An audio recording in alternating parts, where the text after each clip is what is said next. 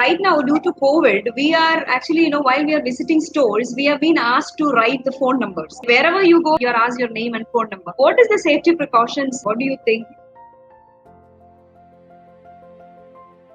The main reason why the details are being kept is like it was basically to trace down the primary contacts of the person who have turned positive. Like it becomes very difficult for us to trace down. Like if I ask you, suppose today I turned to be positive case, and then all of a sudden I have to ensure that who are the people whom I have met in last 15 days. So if we have a detail, then generally we inform them over the phone. In fact, here in Trivandrum, we started a concept of maintaining a travel diary. Like every person should write down which place they are visiting, whom they are meeting, so that it becomes tomorrow when you turn up to be positive, I can just see your diary and I can make out who are the persons whom you came in touch. That is the only reason for which the data was being collected. Second thing is, see, we become so paranoid about when it comes very obvious reasons that you have given a phone number to somebody. But like we talked about when the Aadhaar card was taking your fingerprints or something like that, your biometrics, and we take lot of hue and cry and all. But have you ever imagined like which all places your phone number has gone, which all places your fingerprint has gone, which all places your retina print has gone, which all places your face recognition has gone? That's what I'm telling. When you press that on, I accept the terms and conditions. So many persons' mobile phone is activated by the thumbprint. Okay, so many persons' phone lock is on their face recognition. So many places you have given your phone numbers. So at least when you have given in the shop, at least you know that the person has taken a phone. So you can easily narrow down a person that this person could be this person. It's much easier. But there are so many other places where you are sharing your information, and at least that number is somewhere to that shopkeeper whom you know. But when you are sharing a lot of information, lot many things on an online platform which you do not know, you do not have any control at all. And let me tell you, uh, every data, like you are being monitored, everything. When you have this phone, it is like whatever I'm telling, it is being heard. There's no doubt about it. You may be thinking that okay, is my mobile is maybe my camera may be on, my somebody is hearing my voice. If you want to practically do this exercise, just keep your phone off and you just tell, I want to buy a car.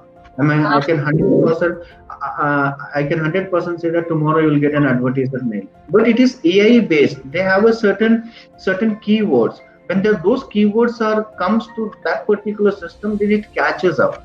So it's like it is so designed. So, but we are not bothered about those particular data. If you believe that we have not started living in the virtual world, you are actually mistaken. Just imagine one single activity which you do in a daytime, which is not connected to internet. Let me tell you, the way you study, the way you gather information, the way you make friendship, the way you chat, the way you do banking, the way you make billing, the way you make your travel plans, the way you travel, the way you play, the way you date, and the way you marry. Even marry when I sense it is like using the websites like matrimony sites and all of those things. So like every activity is known and everything is online. Your data is not at all safe. If you think that your data is safe, no. You are only safe because you are a part of a huge big data. Your data is some very microscopic data in that big large data, but any day if a person wants that data, it can be taken away. So Exactly. forget about the small things which can be which is not that much an issue, but the purpose of taking the phone number was only for contact tracing. That's all. Vandana, maybe since you are a cybersecurity expert, how can a regular internet user actually get away from these items, especially the phishing mails which actually ask for credit card details? I think there are a lot of women who end up into troubles because of these things. For example, they may get calls from saying that it is from the bank, and then they immediately give the OTP and the credit card details and other things. We have also heard stories where women end up paying money for iPhones and other things at a very cheap rate and they never get an iPhone. So there are a lot of stories like this. Would you want to share some tips on that? first check who the email is coming from. It's very, very important. Even this thing we educate in the offices as well, organizations also, because there are people who are techies, they also commit such crimes. And then there are certain links or URLs which are there. So always when you move the mouse on them, you will see, oh, okay, it seems to be an HDFC or a particular bank details or Facebook or something else. But when you mouse over on them, then you will see there's something else is there. So that's kind of a redirect that happens to those websites.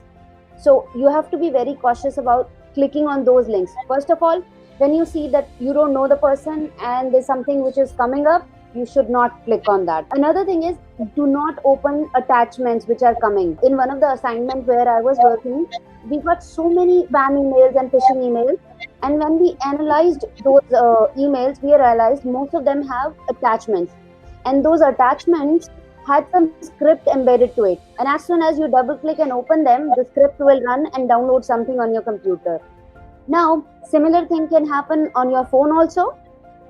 If you click on any email which has an attachment, you try and open, let me open it, and suddenly something gets downloaded on your phone and you don't know that it's there on your phone, and all your data is going somewhere else, all your personal pictures, phone numbers and whatnot. Similarly, you mentioned about OTP and all. I'll tell you a real case which happened with me just a week back.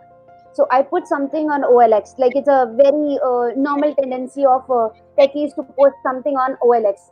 Like if you want to sell something, okay, put it on OLX. Now, as soon as we put it on OLX, we got a call from a person who showed himself as a Navy person, and it was so much urgency that can you I'm going to transfer some money to you via a link, and then as soon as you click on that link, money would be transferred to your account, and then you can send it to me. And I've done it in the past, wherein once the items have received to our house, because Bangalore is so big, then we have paid to the person, and that to NEFT transfer or RTG, whatever you say, MPS transfer. Now this person said, no, you have to click on that link, and as soon as you click on that link, you just have to type an OTP. And think about whom you're asking. So when we read about those things, we saw that it's so common with OLX, like all such attacks. And similar thing happens with many other apps, like Paytm. It can happen with PhonePe or any other app which can generate a QR code or a link. And once you click on that and put your OTP, money is gone. All these things can happen. So what we can do is, if someone asks us to do all these things, till the time we don't know the person, let's not do it. Ask them that we can pay by credit card or we can transfer to the account, and we have to be very, very cautious about these things.